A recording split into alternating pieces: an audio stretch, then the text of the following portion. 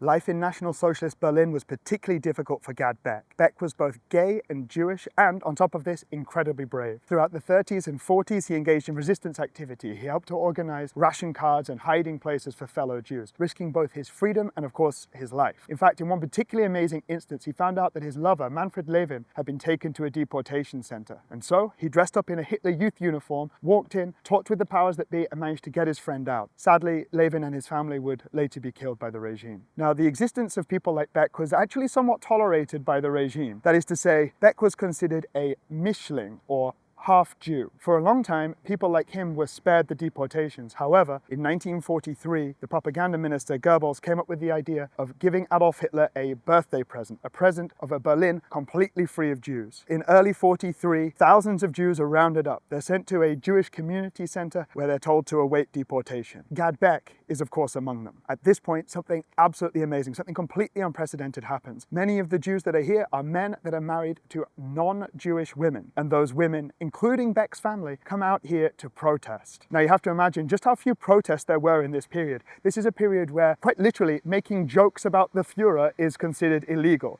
A period where if you complained that you think Germany might lose the war, you might end up with your head cut off. And still, these women came out here to protest, to request their husbands and their sons be returned to them. And it wasn't just one afternoon, they stayed here for several days. The authorities did not respond with either weapons or water cannons. In fact, the protest was a complete success. Eventually, all of these would-be deportees were released, including, of course, Gad Beck. Beck was one of those very special people who, after the Second World War, was able to very openly talk about his experiences. He lived until 2012. Today, in Rosenstrasse, where the protest took place, there is a memorial. It's called the Block of Women, and it celebrates those women who were so brave to be part of this protest.